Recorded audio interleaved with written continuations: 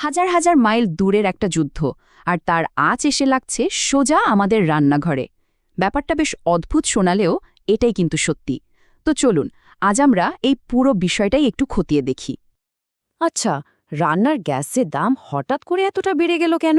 এই প্রশ্নটা কিন্তু এখন প্রায় সবার মনেই। আর এর উত্তর খুঁজতে গেলে আমাদের পাড়ি দিতে হবে হাজার হাজার মাইল দূরে।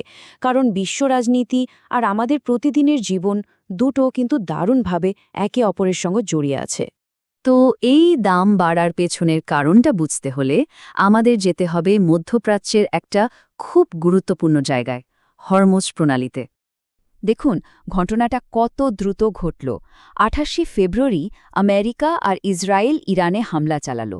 তার কয়েক ঘণ্টার মধ্যেই ইরান হুঁশিয়ারি দিল যে তারা হরমুজ প্রণালী বন্ধ করে দেবে।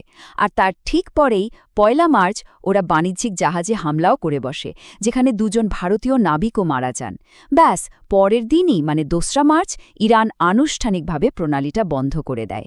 মানে কয়েক দিনের মধ্যে একটা সামরিক সংঘাত একটা বিরাট বড় আন্তর্জাতিক সংকটে পরিণত হল।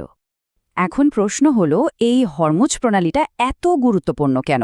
আসলে এটা ইরান আর ওমানের মধ্যে একটা খুব সরু জলপথ, কিন্তু এর গুরুত্ব বিশাল। কারণ সারা বিশ্বের প্রায় ২০% মানে 1/৫ তেল কিন্তু এই পথ দিয়েই যায়। আর বিশেষ করে এশিয়ার বাজারগুলোর জন্য তো এটা একটা লাইফলাইন। ভাবুন ২০২৪ সালে এখান থেকে যত তেল গেছে তার ৮৪%ই এসেছে এশিয়ার দেশগুলোতে। তো এই রকম একটা গুরুত্বপূর্ণ জলপথ যখন বন্ধ হয়ে গেল, তার ধাক্কা তো বিশ্ব অর্থনীতিতে লাগবেই। আর লিগেছিল বেশ জোরে সোরে। দেখুন ৭০%, মানে প্রায় রাতারাতি জাহাজ চলাচল বলতে গেলে থেমেই গেল। ১৫০রও বেশি জাহাজ প্রণালীর বাইরে আটকে পড়ল। ভয়ে কেউ আর এগোতে সাহস পাচ্ছিল না। কি হবে কি হবে না তা নিয়ে একটা বিশাল অনিশ্চয়তা তৈরি হয়েছিল। আর এর ফল কি হল? দেখুন তেলের দামের অবস্থা। ৪ বছরের মধ্যে প্রথমবার ব্রেন্ট ক্রুড অয়েলের দাম ব্যারেল প্রতি $১০০ ছাড়িয়ে গেল। শুধু তাই নয়, একটা সময় তো সেটা $১২৬ও পৌঁছেছিল। মানে বাজারে একটা রীতিমতো আতঙ্ক ছড়িয়ে পড়েছিল। আর এই অবস্থা দেখে কাতারের জ্বালানি মন্ত্রী সাদ শেরিদা আল কাবি তো সরাসরি বলেই দিলেন যে এটা বিশ্বের অর্থনীতিকে ভেঙে দেবে। মানে বড় বড় নেতারাও বুঝতে পারছিলেন যে এই সংকট যদি বেশি দিন চলে তাহলে সারা বিশ্বে একটা বড়সড় অর্থনৈতিক মন্দা আসতে পারে। তো এই যে বিশ্বজুড়ে এত কিছু হচ্ছে, এর আঁচটা দক্ষিণ এশিয়া বিশেষ করে ভারতে কতটা পড়ল? চলুন এবার সেই দিকটা একটু দেখা যাক।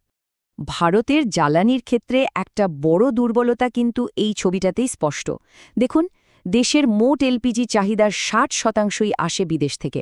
আর তার বেশিরভাগটাই আসে থেকে ঠিক ওই মধ্যপ্রাচ্য থেকে, যেখানটাতেই এখন এই সংকট চলছে।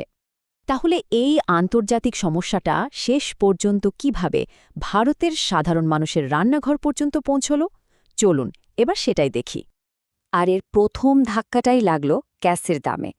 ৭ই মার্চ ঘরোয়া এলপিজি সিলিন্ডারের দাম একবারে $৬০ বেড়ে গেল, যেটা সাধারণ মানুষের বিশেষ করে মধ্যবিত্ত পরিবারের পকেটে একটা বড়সড় চাপ তৈরি করল। এই দেখুন দিল্লির মতো শহরে দাম পৌঁছে গেল $৯১৩। কিন্তু সমস্যাটা শুধু দাম বাড়ার মধ্যেই থেমে থাকেনি। মুম্বাই, বেঙ্গালুরুর মতো বড় বড় শহর থেকে গ্যাসের ঘাটতির খবর আসতে শুরু করল। বিশেষ করে হোটেল রেস্তোরাঁগুলো বিরাট সমস্যায় পড়ল। আসলে দাম বাড়াটা তো ছিল হিমশৈলের চূড়া মাত্র। আসল সমস্যাটা ছিল আরও গভীরে।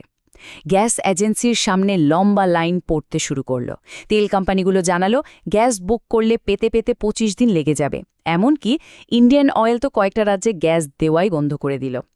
আর বাণিজ্যিক সিলিন্ডারের দাম তো এক লাফে $১১৪ও বেশি বেড়ে গেল। তো এইরকম একটা পরিস্থিতিতে সরকার আর সাধারণ মানুষ সবাই মিলে কিভাবে এর মোকাবেলা করছে, চলুন সেই দিকে নজর দেয়া যাক। এখানে দুটো দেশের দুটো ভিন্ন পদক্ষেপ আমরা দেখতে পাচ্ছি। ভারত সরকার নিজেদের দেশের রিফাইনারিগুলোকে নির্দেশ দিয়েছে এলপিজি উৎপাদন বাড়াতে, যাতে অন্তত বাড়ির রান্নাঘরগুলো চালু থাকে। অন্যদিকে বাংলাদেশ, যারা আমদানির উপর অনেক বেশি নির্ভরশীল, তারা ভারত আর চীনের থেকে জরুরি ভিত্তিতে ডিজেল আমদানি করছে, যাতে দেশের চাকা সচল থাকে।